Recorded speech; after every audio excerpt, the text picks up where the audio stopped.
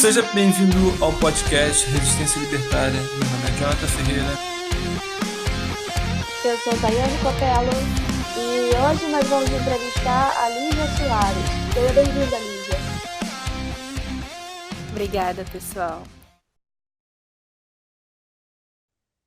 Para começar aqui, eu vou fazer uma pergunta comum que a gente faz aqui. Por que você se tornou libertária? Como você se tornou libertária e quando é que foi isso? Bom, é uma história um pouco engraçada. Eu digo que eu passei por um processo que muito jovem hoje em dia passa, que é você começando sendo socialista, comunista, um social-democrata, liberal e libertária. Mas isso aconteceu meados do segundo semestre do ano passado. Eu estava já no primeiro ano da faculdade de economia. Eu comecei a frequentar alguns eventos no Mackenzie sobre liberdade econômica. Conheci algumas pessoas do Instituto Mises e eu ouvia falar bastante sobre libertarianismo e comecei a querer entender mais o que era.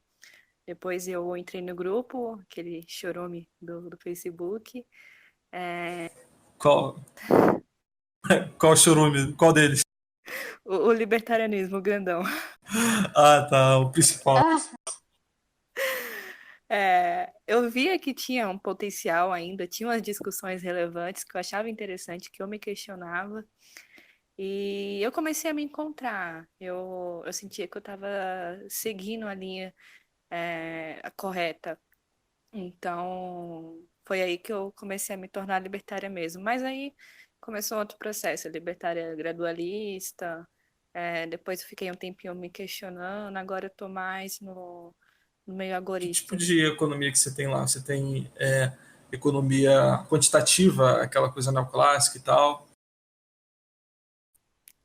Então, quando eu comecei economia, eu também fazia duas faculdades ao mesmo tempo, economia à noite e direito de manhã. Direito eu só fiquei, tipo, pouco tempo, acho que uns 3 ou 4 meses no máximo, que eu não aguentei.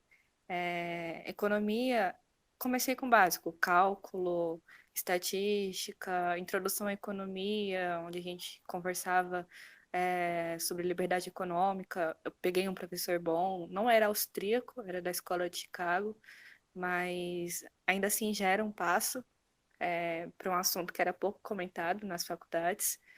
E peguei ética também. Mas ética a gente discutia mais sobre comportamento empresarial, enfim. Eu fiquei pouco tempo, fiquei um ano só, então eu peguei mais a parte de cálculo mesmo, de estatística, de história. História eu peguei um pouco. E eu acabei saindo de economia, não era o que eu queria para mim.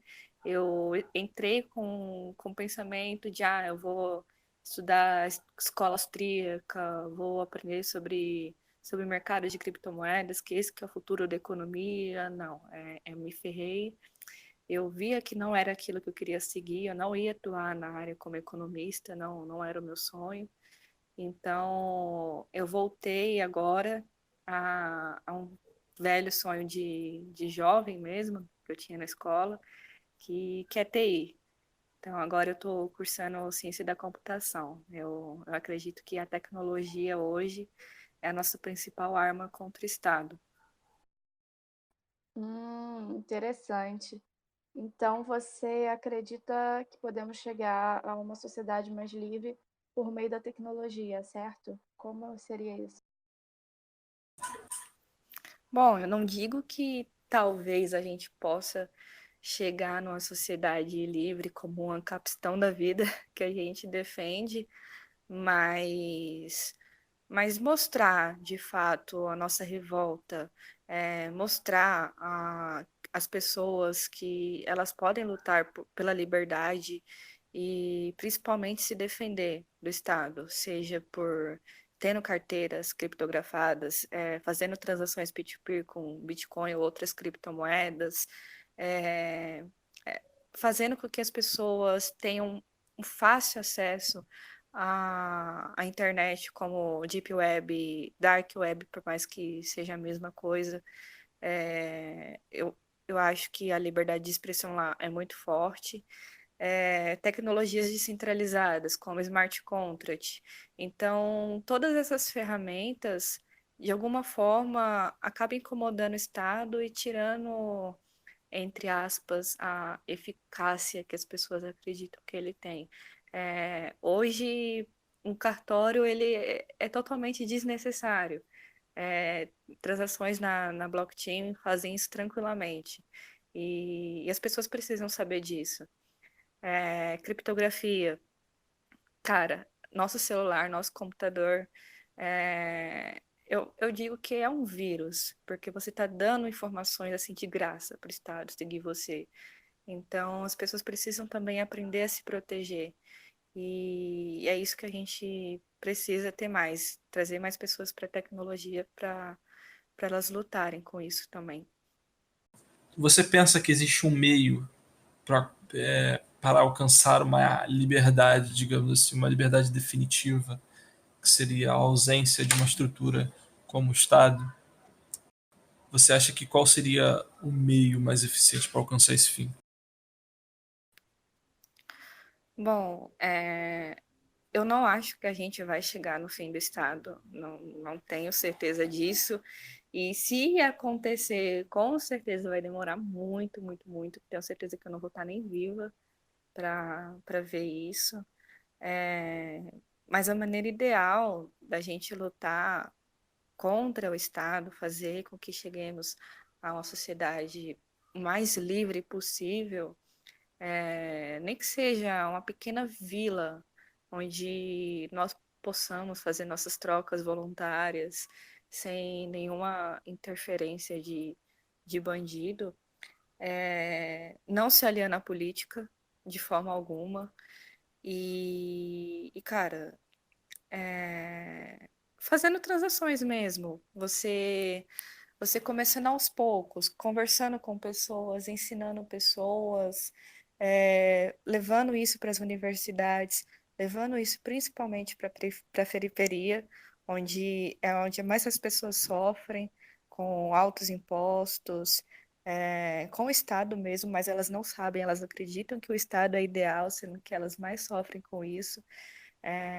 Então é mesmo a gente fazer meio que esse trabalho de, sei lá, como é que é? Testemunho de Jeová. Talvez seja por esse Entendi. lado, mas é, talvez também empreendendo, você criando empresas, você contratando pessoas libertárias ou que tenha já um pensamento, uma linha de pensamento semelhante, formando essas pessoas, fazendo caridade voluntária. Eu acredito que há várias formas da gente ir aos pouquinhos mudando a cabeça das pessoas. E aos poucos, essas pessoas vão se tornando muitas, e quem sabe a revolução, eu não gosto de falar isso, mas pode acontecer, talvez as pessoas ficarem putas, irem às ruas, começarem a querer matar os políticos, que seria uma coisa linda, é, mas não Como você sei. defende revolução armada? Olha, não, eu não acho que isso possa, sei lá, trazer alguma coisa positiva pra gente. Esse não aí pareceu um não de cautela. Não vou falar isso porque está sendo gravado. Você falou sobre favela e tal. A gente sabe que a situação nas favelas é uma situação precária. Você imagina que toda a mazela social existe por causa do Estado? Se você acha que as mazelas sociais elas existem mesmo na inexistência do Estado, no ambiente livre, sem Estado, qual seria. É possível que a pessoa em situação precária pode ser assistida? Então, eu até fiz um textinho sobre isso, incluindo o meu projeto, que é o Voluntários pela Liberdade, que é uma preocupação que eu também tenho e eu também me faço essa pergunta muitas vezes, é, envolvendo, claro, a caridade. Então, como eu vi bastante e ainda vejo muitas pessoas na periferia com situações assim precárias, eu me pergunto, como a gente vai ajudar essas pessoas? Claro, eu acredito muito que o Estado seja responsável por, sei lá, 90% dessa pobreza, dessa situação precária. Pode ter outros fatores também, mas como a gente pode lidar com isso? É normal o ser humano ajudar se ele tem condições. Isso eu já percebi bem. É, porém, quando a pessoa é forçada a ajudar, tira da onde não tem, porque precisa ajudar, aquilo, cara, não vai dar certo. Então, eu fiquei pensando, como a gente pode elaborar algum projeto ou alguma empresa, instituição que lide com isso?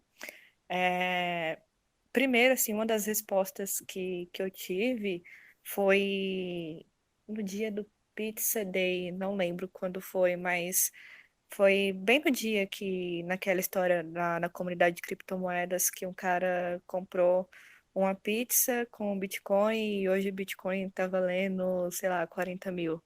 E ele comprou uma pizza valendo 40 mil. Então, esse dia ele é comemorado todo ano. E esse ano, as empresas na área de criptomoedas, elas se uniram para comprar muitas pizzas e distribuíram para crianças carentes. É, E eu vejo também que algumas dessas empresas também têm algum projeto ou alguma iniciativa, vontade de ajudar, sei lá, uma organização, uma ONG de crianças carentes, como o orfanato, ou outras iniciativas semelhantes. E tem várias empresas que também que têm essa proposta. A Atlas, por exemplo, falando um pouco assim, trazendo para animaizinhos, que eu gosto bastante. Eles fizeram aniversário do mascote deles e nesse aniversário eles arrecadaram quilos e quilos de rações para distribuir também para cachorros carentes. Então, assim, é natural das empresas e das pessoas ajudarem quando tem condições. Agora a gente só precisa se organizar como e tentar, pelo menos agora de início, enquanto a gente não é livre, se promover, mostrar para essas pessoas que não é o Estado que faz, somos nós mesmos. Então, foi quando eu comecei a pensar, eu ainda não elaborei todo o projeto, como a gente vai lidar com isso, mas uma das primeiras iniciativas que a gente teve foi distribuir marmitas para moradores de rua no domingo de Páscoa. Estava todo mundo fazendo almoço, comendo em família, e eu percebi que a gente precisava daquele momento para enxergar as pessoas de outra forma, ver de fato como é que está lá fora, quem realmente está sofrendo. A gente conversou com bastante pessoas que tinham muitos sonhos, pessoas que tiveram uma vida, que tiveram um negócio, e tá lá jogada, tá fundando nas drogas, se prostituindo, enfim, foi triste, mas também foi algo que fez muita gente refletir bastante. Esses dias o prefeito maldito daqui de São Paulo roubou cobertores de moradores de rua. Isso, cara, foi lastimável. Eu chorei muito na notícia quando eu li. Como é que o ser humano pode ser tão cruel a esse ponto? E um prefeito ainda que teve a capacidade de falar que era uma limpeza na cidade, fazendo pessoas morrerem. Então, cara, isso é desumano. Novamente, organizei com um grupo para gente arrecadar fundos para comprar cobertores e distribuir para esses moradores. Até agora a gente A gente vai conseguir comprar 100. Ainda está aceitando doações, o pessoal ainda está se organizando nisso. Mas, novamente, a gente vai às ruas e vai tentar ajudar essas pessoas. E quando a gente sai com a bandeira, com camisa, mostrando quem a gente é, mostrando que somos libertários, as pessoas param e perguntam: ah, vocês são um partido político? Vocês são um time de futebol? Vocês são de alguma igreja? Não, a gente fala, a gente é um grupo de iniciativa privada, libertários, somos anarquistas, somos pessoas contra o Estado, e a gente está fazendo aqui um serviço que muitos podem fazer também. Então, é possível, sim, essas pessoas mais pobres serem ajudadas. Só precisa de iniciativa, de nós mesmos, principalmente. Você disse que acha que não devemos nos associar com políticos para diminuir as agressões e aumentar a liberdade, foi isso? Sim. Então você se considera de alguma forma purista? Eu não digo ainda que eu sou purista, porque eu não estudei ainda muito sobre o assunto, eu não tenho tempo para entender de fato o que é o purismo, mas se for essa essa linha que eu tiver mais perto de ser, mais semelhante, talvez eu seja. Eu conheço muitos puristas, Camila, Ojeda, o Snella, que eu admiro muito, que eles sabem muito do assunto, tem muitos materiais interessantes que eles indicam, e eles são minhas grandes referências, mas por isso eu ainda não digo que eu sou. Você não teria nenhum tipo de preferência, digamos assim, pela coerção menor? Por exemplo, entre o Haddad e o Amoedo. Tu é obrigado a votar. Tu não tem nenhuma tendência. Eu não voto. Tá certo, então é por isso também, viu? Eu nem tirei o meu título de eleitor ainda. Infelizmente, eu vou ter que tirar, porque precisa para ter passaporte e uns documentos para a empresa, mas eu vou a outra cidade, pertinho daqui de casa, e justifico. Você considera o voto antiético? Olha, eu não digo que é antiético, mas eu também não defendo. Entendi. Então você não acha que o voto não é uma arma ofensiva? Não. Você faz parte do Voluntários pela Liberdade. Há quanto tempo você está no projeto? Foi você que fundou? Quantas pessoas tem? Com quem vocês se associam? Fala um pouco sobre esse projeto para gente. Bom, o projeto ele foi criado assim por mim. Chamei uma galera para participar um pouco antes da Páscoa. Pouco antes não, acho que foi um mês. Foi mais ou menos um mês antes da Páscoa. Na época eu ainda estava no Students for Liberty. A intenção objetiva era que fosse um projeto próprio do SFL, mas aí eu comecei a sentir que talvez não fosse dar muito certo, então eu criei um outro paralelo, onde qualquer libertário possa participar, mesmo não sendo do Student for Liberty. Então, eu organizei dois eventos, que um era para a gente arrecadar ovos de Páscoa, ou fazer mesmo, arrecadar ingredientes e fazer os próprios ovos de Páscoa e doar num orfanato carente, e que esse era do SFL, que era com os coordenadores, e o outro era o VPL, que é o Voluntários pela Liberdade, que era qualquer libertário, pessoa que defende a liberdade, que queira ajudar. No SFL acabou não dando certo, não teve arrecadação, teve muito pouca e acabou devolvendo o valor.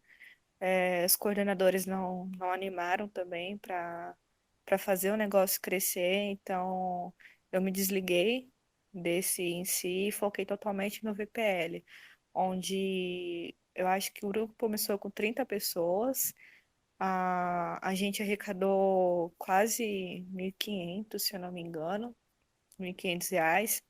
Muita gente ajudou, teve pessoas que doaram em criptomoedas, então teve pessoas que me ajudaram a gerir essa parte financeira, a divulgação a todo vapor para o pessoal doar. É, Aí, ao mesmo tempo, a gente também tinha que encontrar alguém que podia fazer as marmitas num preço legal, porque a gente estava no momento sem cozinha grande, sem geladeira, sem ambiente, estrutura para fazer nós mesmos. Aí a gente acabou encontrando uma pessoa, então, assim, foi bem legal toda a parte de gestão, você vendo os libertários trabalhando, um ajudando o outro por algo tão bacana, assim, uma experiência muito boa. É, No dia, eu acho que foram 15 pessoas, foi num domingo, era de manhã, eram às 11 horas, a gente se encontrou no centro de São Paulo, estava cheio de mendigo, é, era um dia, assim, bem deprimente mesmo. E lá tava a gente com bandeira, pessoal com camisa, a gente falando lá com os senhorzinhos que imposto é roubo, a gente tentando falar bem rápido que a gente defendia, porque alguns comércios viam a gente saindo lá, tipo, entregando e perguntavam o que a gente era, e a gente não tava com tempo para explicar para todo mundo, então, assim, foi bem divertido também. É, Aí, depois dessa ação de Páscoa, eu organizei essa agora para que a ação de inverno, que deu um pouco mais de trabalho, que o intuito era a gente arrecadar, comprar os cobertores numa empresa de atacado e arrecadar agasalhos também. A gente não chegou a arrecadar muito, teve bem pouquinho. E ao mesmo tempo eu também tentei unir mulheres, né, que é um pouco mais difícil a gente ter mulher no movimento. Então eu pensei em como tentar incluir assim meninas, pessoas que nunca ouviram falar para conhecer.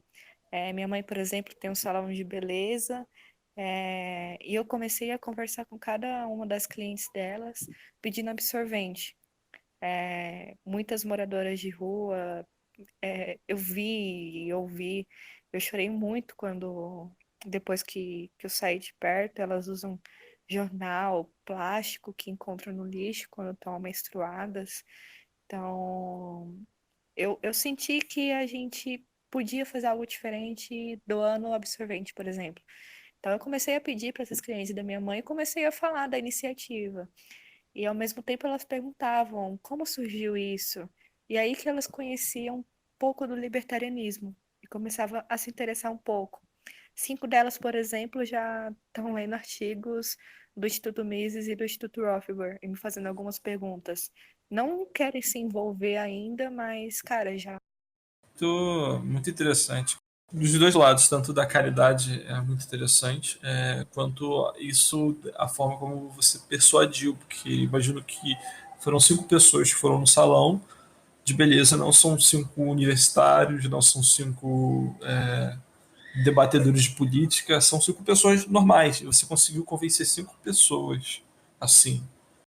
Eles já estão lendo conteúdo do Instituto Mises e do Rothbard, então foi muito bom mesmo, parece. Porque eu, por exemplo, para tentar interessar alguém que não está habituado ao debate político, não, digamos assim, pessoas normais, comuns, a ter o interesse a mais de buscar sobre o conteúdo libertário é um desafio enorme. E você conseguiu fazer isso com 5 pessoas, assim. Realmente, você deveria ensinar técnica pra gente aí. Nossa, parece uma ótima doutrinadora. Cara, assim, não, realmente não é difícil, porque quando você inclui caridade no meio, já começa a amolecer o coração da pessoa. A pessoa já tá vendo que você não é qualquer um, que tá indo na rua pra ficar manifestando, atrapalhando a vida dos outros, ou discutindo internet com um adolescente. Não, você tá trabalhando, você tá querendo ajudar os outros, isso já chama atenção. Aí, quando você começa a falar que são pessoas que acreditam que o Estado não é eficaz, que só atrapalha a vida dos outros, em partes algumas até concordo, não, faz sentido. Poxa, eu começo a falar de FGTS, de impostos, sei lá. Meu, você vai incluindo. Ah, quanto é que você gasta numa calça, sei lá, de uma boutique que você vai comprar? Quanto você poderia ter gasto nessa calça? Quanto você poderia economizar? Tipo, é algo assim, bem, bem bobo que você vai incluindo, que a pessoa vai te ouvindo aos pouquinhos.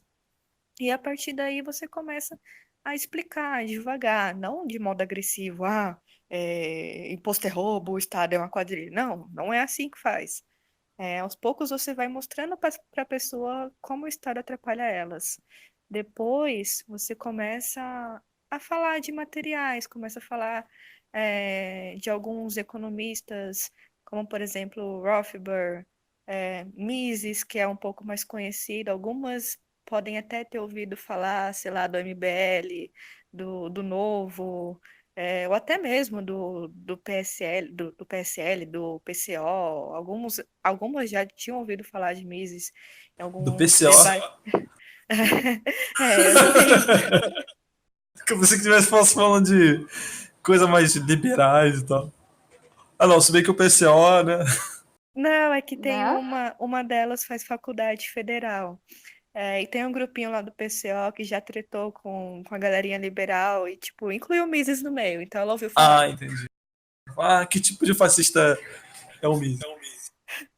Então, quando você começa a explicar a história assim, com jeitinho, elas vão se interessando.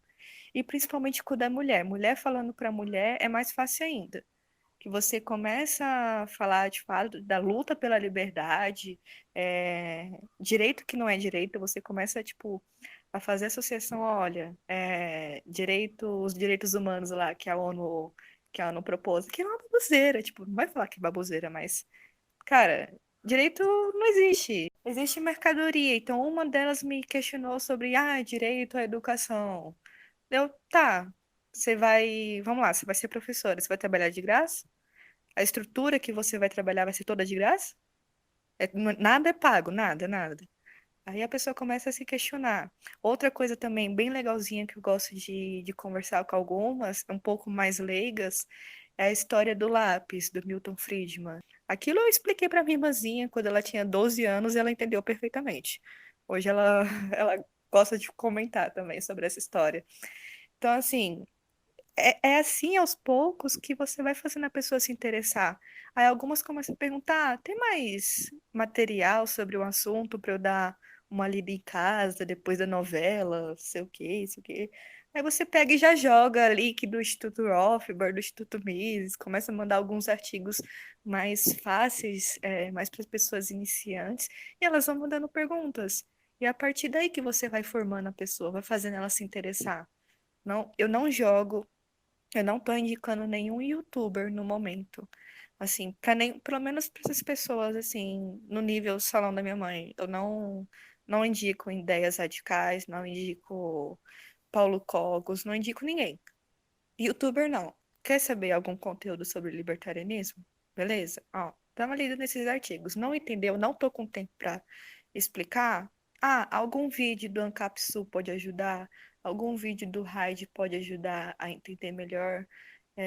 Mas indicar de cara, eu acredito que não seja o ideal. Eu também não indico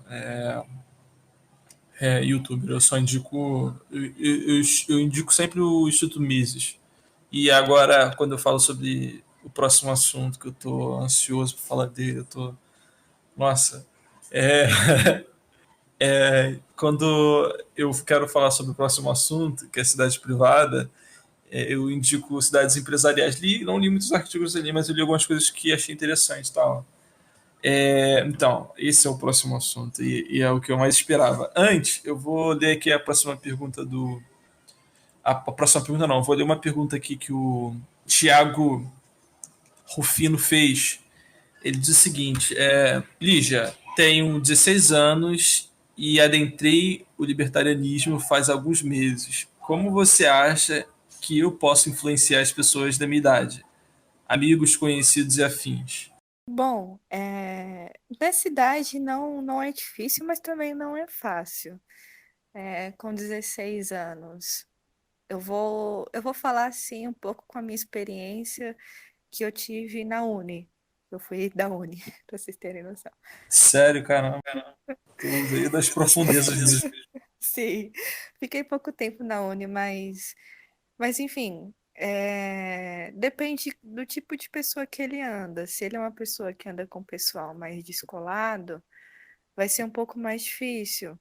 Ele vai ter que tentar, alguma forma, assim, encontrar um jeito divertido de apresentar a ideia para essas pessoas. O que ele pode fazer poxa, dependendo de onde ele é, se for em São Paulo, às vezes acontece alguns encontros, no qual a gente vai a um bar, ou uma lanchonete, uma hamburgueria, e conversa com várias pessoas. Não rola, claro, só sobre libertarianismo, acontece vários papos, mas é uma forma dele fazer amigos, incluir os amigos dele também, tipo um rolezinho, vamos falar, palavras de adolescente, rolezinho.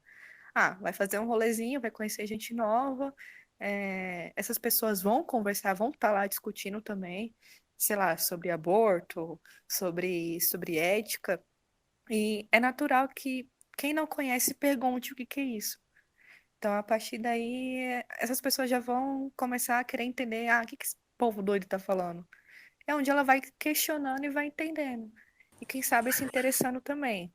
É, o que pode fazer, sei lá, jogos. Meu, RPG é um jogo excelente para libertário. Então, se ele manja de RPG, tenta desenvolver alguma história que seja. Que ele tenta incluir de alguma forma o anarcocapitalismo, as ideias libertárias. Fallout 4 aí, ó. Jogo bom pra falar de anarcocapitalismo. Sem Estado. Tô zoando. Não, mas RPG é uma boa. Eu lembro que eu via amigos não, conhecidos meus na escola que faziam algo do tipo. Uma pena não conhecer eles na época, e uma pena eu não ser ANCAP na época também, mas eu vi eles fazendo isso. E depois eu fiquei pensando, nossa, cara, que sensacional. E eles discutiam anarcocapitalismo jogando RPG. Então, e tipo, jovenzinho, 16 anos também. Então, assim, existem várias formas de você trazer isso para as pessoas. Uma coisa interessante também, quando eu era do Anarco Geek, que é um projeto incrível, eu achava o máximo também como a gente podia trazer as pessoas. Então, por exemplo, o Isaias, ele fazia lives jogando jogos tipo. Ai, meu Deus, qual era o jogo que ele jogava? Castlevania. Então ele jogava e tentava incluir a ética libertária no jogo. É, a gente tentava fazer eventos, fazer projetos, assim, acabou não dando certo, que eu acabei saindo, mas eu tinha muita vontade de incluir, tipo, alguns eventinhos onde a gente podia discutir libertarianismo jogando xadrez, ou jogando Counter-Strike e debatendo. Então, assim, é algo bem legal que atrai esse jovem, atrai, tipo. Pergunta que eu quero fazer para você agora, e acho que para mim essa é a cereja do bolo, é sobre cidade privada. Pensando numa situação hipotética de encapistão, qual seria a principal forma de organização social? Você acha que seria cidade privada?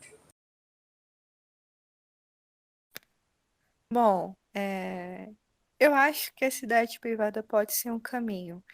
Eu ainda não tenho como afirmar isso, porque a primeira cidade privada na ilha de Roatán, se eu não me engano, é esse o nome, Roatán, foi lançada recentemente.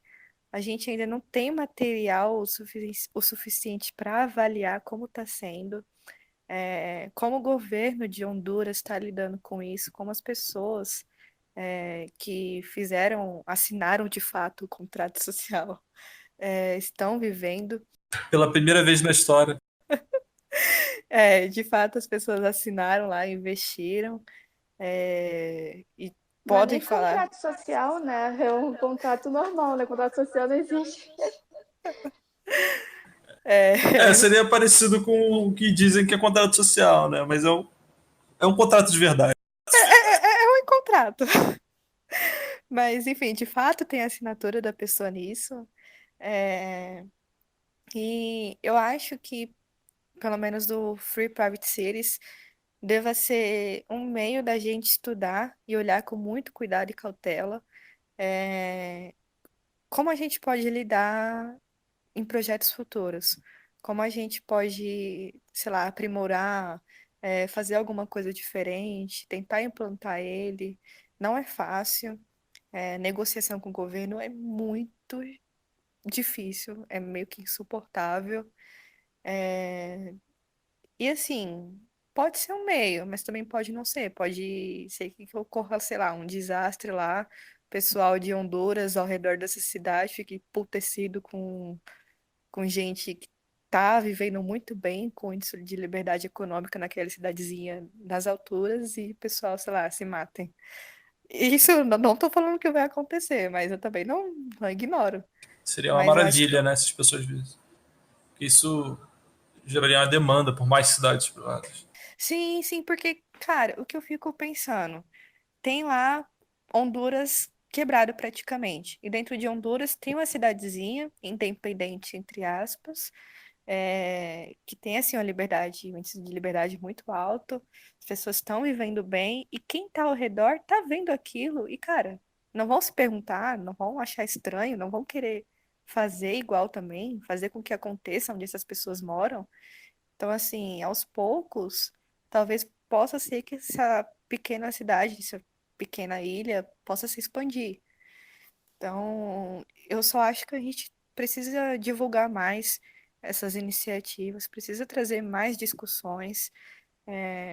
Esse ano, eu tentei organizar um evento para trazer o próprio Titus para cá, pro Brasil. Tem uma entrevista minha com ele, pessoal da minha antiga empresa, e o Isaías do Anarco Geek no canal Lobo Conservador, conversando com o Titus. Ele está explicando assim, bastante coisas interessantes sobre o projeto, a trajetória dele também.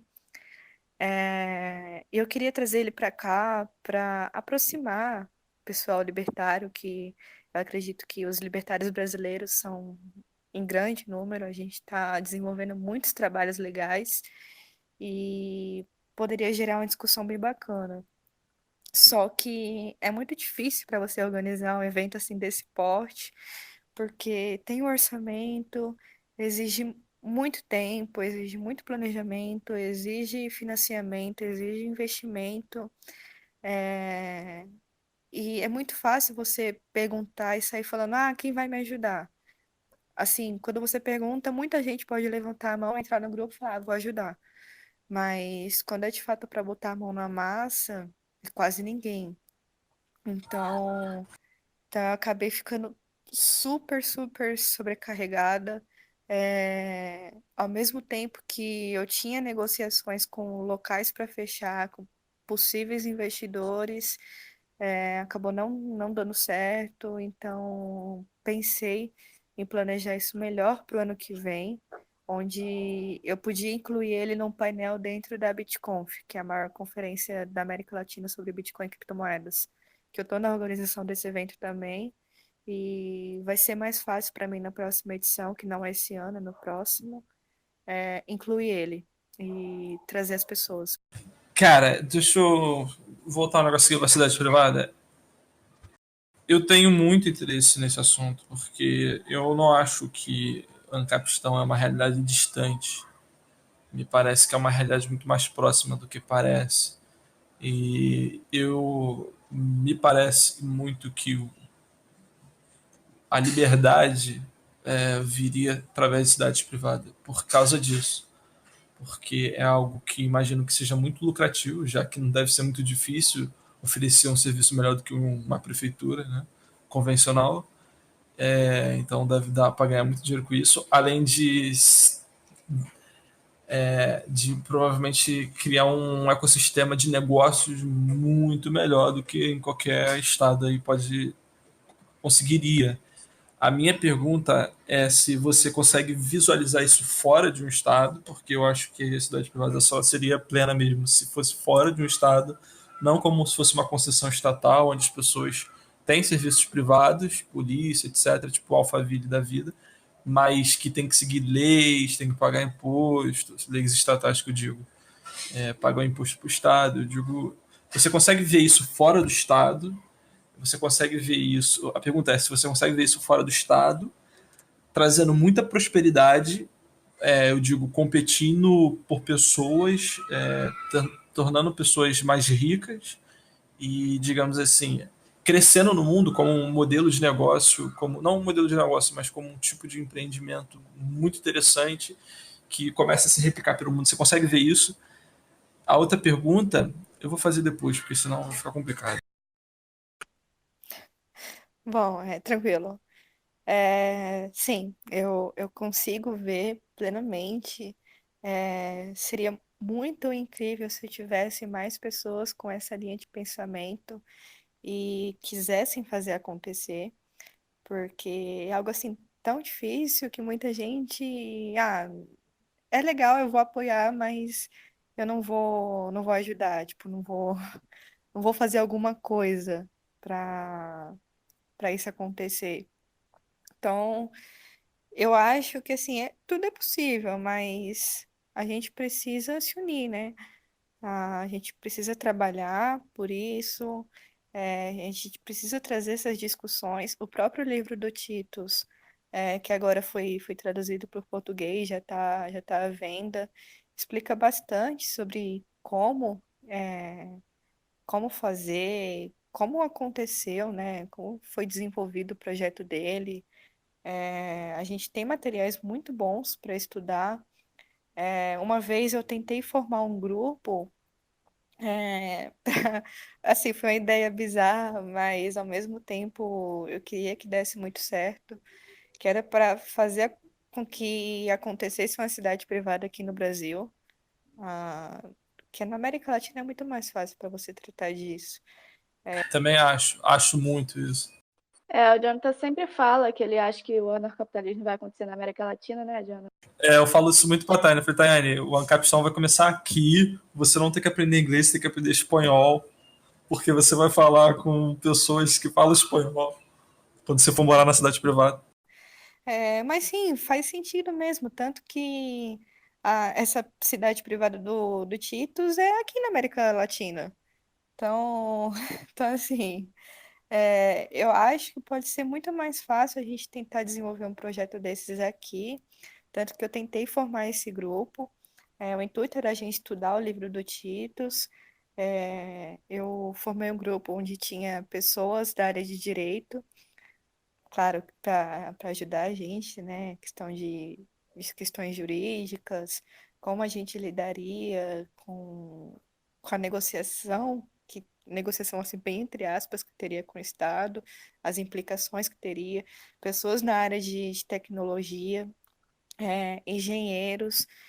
Eu também tinha vontade de incluir gente da área de arquitetura, de geografia, para estudar algumas áreas aqui em São Paulo e no Sul, que fosse pouco populosa, onde tinha menos pessoas, onde fosse um pouco mais pobrezinha, que é muito mais fácil você fazer uma cidade privada no local mais pobre, e estudar a partir daí. Começou bem, a gente tinha um roteirinho legal, mas, cara, é aquilo. Dá trabalho, exige dedicação, exige força de vontade e, meu, se todo mundo não vai fazer, uma pessoa sozinha não vai fazer. Não basta só eu querer, não basta só você ou só nós três querer. É algo que a gente precisa mesmo espalhar e, cara, trazendo pessoas e trabalhar por isso. A gente tem muita coisa para fazer, tem muito trabalho. Então, eu penso muito sobre isso, Lídia. Eu cheguei a bolar uma estratégia da minha cabeça, eu cheguei a escrever algumas coisas sobre isso. Eu faço relações internacionais e eu tento pensar a cidade privada fora do Estado, entendeu? Como poderia ser feita essa negociação? E a minha pergunta seguinte, na verdade, é se você imaginando isso fora do Estado, se você já pensou como poderia ser feito a diplomacia, a defesa, esses assuntos internacionais como uma cidade privada poderia ser inserida na sociedade internacional? Bom, isso eu, sinceramente, nunca parei para pensar. Confesso que a questão assim diplomática, relações com pessoas assim no geral, eu não tenho vontade de discutir, de tentar entender agora, que não é o meu foco. É, talvez assim, defesa cibernética, que também tem um curso disso e é sensacional. É um curso que eu vou começar a fazer também. Me interesse mais.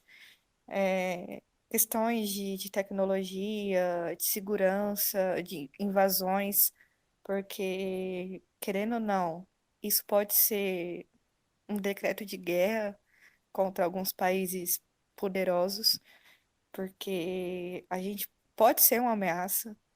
Então, tudo isso tem tanta coisa assim que precisa sentar e conversar. Tanto problema que tem para resolver em algo que nem foi criado ainda, que realmente a gente precisa sentar e conversar sobre. Não é uma resposta que eu tenho de imediato. Entendi. Eu penso muito sobre isso, porque eu penso como algo definitivo mesmo, e fora do Estado. Então, eu penso. Para mim, eu acho que eu olho para a questão da cidade privada e vejo como magnópolis da minha vida. Não sei nem se pronuncia certo esse termo, porque eu quero muito tratar desse assunto. E eu penso muito, eu vejo algumas coisas sobre cidade privada, mas eu acho que isso tá em déficit essa parte. Quando eu falo de defesa militar mesmo. E existem várias implicações numa eventual criação de cidade privada, mesmo como você insere isso no mercado mundial, como você lida com protecionismo, se você coloca em, digamos assim, em determinados acordos, como se dá reconhecimento, porque isso é inevitável. E acho que isso é um assunto muito ausente no libertarianismo, que é a questão internacional. As pessoas geralmente não tratam desse assunto. Mas a verdade é que se você está no mundo e você não é reconhecido por outros estados, é bem provável que você vai cair numa ilha, entendeu? Que eu digo, isso vai dificultar as suas negociações econômicas, digamos assim, a sua inserção em outros países, etc. É, Faz, né, a pergunta sobre economia monetária. Eu queria falar muito sobre isso, mas enfim, dessas coisas, mas assim, já passou bastante tempo e tal. Então, gente, vamos falar agora de economia monetária. Lígia, qual é a moeda do futuro? Bitcoin. Por quê? Bom, por umas questões assim muito óbvias, é claro, o Bitcoin, pelo fato de segurança, em primeiro lugar, descentralização, então você poder fazer suas trocas, suas compras, sem qualquer tipo de interferência estatal. Claro, o valor. Então, não tenho certeza quanto o Bitcoin possa valer lá na frente, mas de primeiro momento, as pessoas têm que começar a comprar agora, enquanto está barato, porque esse valor ainda está muito barato. A partir do momento que começar a ficar estável, já não vai ser assim tão mais fácil para você comprar Bitcoin. Então, mas assim, por meio de troca, eu acredito que o Bitcoin ele possa ser uma moeda do futuro por questões de facilidade, tem muita coisa assim envolvida, mas eu também não me apego tanto a ele por uma preocupação que eu tenho na mineração, o quanto de energia gasta. Então, eu tenho estudado um pouco mais a Nano, mas eu ainda tenho pé atrás nela. É, porque, claro, a questão da energia é muito, como eu posso dizer, é muito mais fácil para você ter uma segurança também na Nano e ao mesmo tempo ela ser uma moeda, uma criptomoeda mais natural, assim, entre aspas. Então, eles têm, assim, bastante preocupação com a questão da natureza, do gasto de energia, que eu acho muito legal. E tem muita gente também que acredita que a Nano pode crescer muito e também se tornar uma das principais criptomoedas de troca. Então, talvez possa não ser só o Bitcoin, tenha outras, mas eu acredito e eu tenho muita esperança e fé que as criptomoedas com certeza vão dominar. Tem pessoas que incluem o ouro, como a Avelina, que fala que a gente tem que investir em ouro. Eu ainda sou uma pessoa meio arriscada para falar sobre isso. Então, até mesmo para pagar taxas em cidades privadas, por exemplo, você prefere as criptomoedas ao invés de uma privada lastrada em metais preciosos? Então, sobre metais preciosos, eu realmente eu não sou a pessoa certa para falar sobre isso ainda. Mas criptomoedas é possível, tanto que, se eu não me engano, no próprio contrato lá da Free Private Cities, cidades privadas, você pode fazer com criptomoeda. As trocas também são por meio de criptomoedas lá. Eu acho que uma coisa legal que faltou eu mencionar nessa questão da usabilidade, não sei se essa palavra existe, das criptomoedas, é, é, um, na verdade, o produto da empresa que eu trabalho, no qual você tem um cartãozinho, tipo um cartão de débito, onde você deposita a quantidade de dinheiro, pode fazer transferência para outra criptomoeda e fazer o pagamento em criptomoeda, mas a pessoa que está recebendo receber, sei lá, em real, por exemplo. Então, isso é uma forma também de incentivar o uso e ainda assim não assustar tanto as pessoas. Tipo, eu não mexo ainda com cripto, por enquanto só real, ainda estou estudando, então eu vou lá, pago em criptomoeda e a outra pessoa recebe em real. E é isso, gente. Obrigada por ter nos acompanhado, por nos ter ouvido. Obrigada, Lígia, pela participação. Você quer falar uma última coisa? Você quer dar um tchau para a galera? Bom, queria agradecer a oportunidade e o convite de estar aqui, foi bem legal o bate-papo. Queria aproveitar também para quem ainda não conhece, quer ajudar de alguma forma, o Voluntários pela Liberdade, só me contatar ou contatar o Ojeda, que ele está sendo meu braço direito, junto com o Leandro Massal. Quem quiser também adotar isso na sua cidade, fala com a gente vai dar todo o apoio, ajudar no que for preciso para isso se espalhar. A caridade precisa ser espalhada. E outra coisa também, tem um projeto novo que eu tô para mostrar para vocês daqui a alguns dias, envolvido com os cyberpunks. Eu vou me afastar daqui a alguns dias também, não totalmente, no meio libertário, dos grupos, das discussões, para me dedicar mais ao trabalho, ao estudo da tecnologia e também aos cyberpunks, que eu indico que vocês procurem saber, tem um site, é bem legal a ideia. Tem alguns fóruns também na Deep Web, que é bastante legal, tem umas discussões muito relevantes com pessoas de fora que têm umas ideias sensacionais.